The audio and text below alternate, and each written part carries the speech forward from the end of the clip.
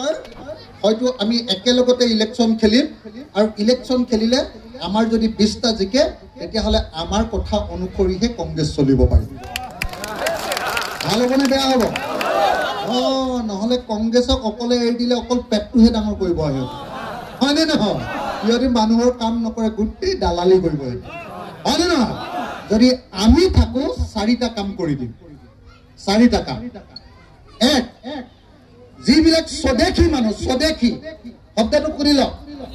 যিবিলাক অসমৰ বৈধ নাগৰিক স্বদেশী 71 চনৰ আগত অহা সকলো মানুহকে মাটিৰ পট্টা দি দিম ভাল হ'বনে বেয়া হ'ব দুই যাক যাক মাটি দিলো সকলো মানুহৰ মাটিত যাতে সকলো সময়তে খেতি কৰিব পাৰে বছৰৰ সকলো সময়তে তাৰ কাৰণে জলসিঞ্চন ইৰিগেশ্যন পানী যোগান বিনামূলীয়াকে কৰি দিম আৰু যদি খেতিয়কজনে নিজেই পানী যোগান কৰি লয় তেতিয়াহ'লে সেই মেচিনৰ ডিজেল বা ইলেক্ট্ৰিচিটিৰ খৰচটো চৰকাৰৰ পৰা দিয়াৰ ব্যৱস্থা কৰা তিনি নম্বৰ কামটো কৰি দিম যে যদি সঁচাকে সেইখন গাঁৱৰ মানুহে বছৰত 3বাৰ খেতি কৰে পানী যোগান দি দিয়াৰ পাছত বছৰত 3বাৰ এডৰা পথাৰত খেতি কৰে তেতিয়াহ'লে সেইখন গাঁৱৰ মানুহক 5খন ট্ৰেক্টৰ চৰকাৰৰ পৰা ফ্ৰীকে দিয়া হ'ব লগত বিনামূলীয়াকে বঢ়িয়া বীজ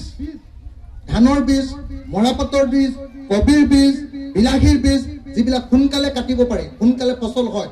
উন্নত জাতৰ তেনেকুৱা বীজ বিনামূলীয়াকে দিম ভাল হ'বনে বেয়া হ'ব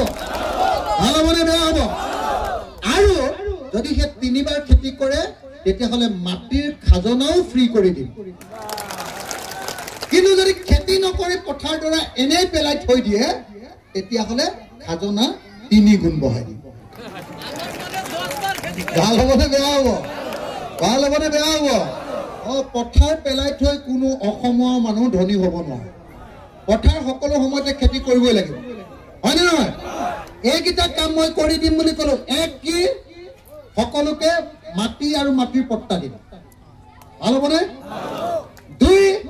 মাটিত পানী দিম দুই মাটিত পানীৰ লগত কি কি দিম সেইবিলাকো ক'লো পানীৰ লগত বীজ পানীৰ লগত ট্ৰেক্টৰ পানীৰ লগত কি ক'লো খাজনা ফ্ৰী ফ্ৰী এটা দুই তিনি কি দিম জানেনে তিনি দিম এই যে আপোনালোকে পথাৰত যে এই যে মৰাপাতটো কৰিছে মৰাপাতটো কৰোঁতে পাতটো যেতিয়া বিক্ৰী কৰে তেতিয়া দামটো কমি যায় নে না আমি চৰকাৰে আপোনালোকে উৎপাদন কৰা সব বস্তুৰ আসল বেছি দাম দিম আৰু কোনোবা বেপাৰীয়ে যদি কম দামত বস্তু কিনিবলৈ আহে খেতিয়কৰ পৰা বেপাৰীটোক মই জেলত ভৰাই দিম কোনোদিন জেলৰ পৰা ওলাব নোৱাৰা ভাল হ'বনে বেয়া হ'ব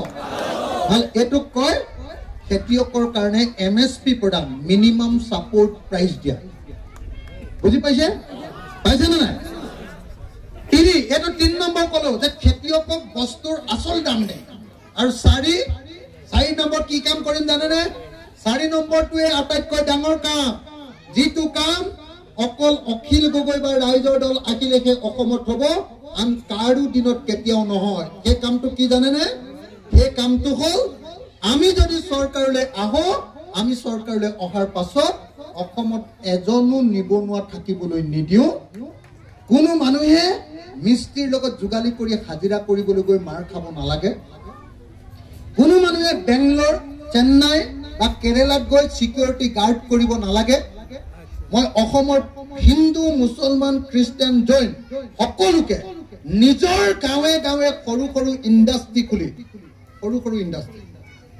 এটা ইণ্ডাষ্ট্ৰিত 50টা 60টা 100টা মানুহ চাকৰি পাব পুৰুষ আৰু মহিলা সবে পাব বুজিছেনে নাই এনেকুৱা ইণ্ডাষ্ট্ৰি খুলি যেনেকৈ ধৰক মৰাপাতৰ পৰা আকৌ মৰাপাতৰ পৰা সূতা বনোৱাৰ ইণ্ডাষ্ট্ৰি ধৰক বিলাহীৰ পৰা জেলি চচ টমেটো চচ জানেনে নাই এই যে হেৰিয়াৰ লগত খাই যে চচটো চাওমিনৰ লগত খোৱা চচটো সেইবিলাক বনোৱাৰ ইণ্ডাষ্ট্ৰি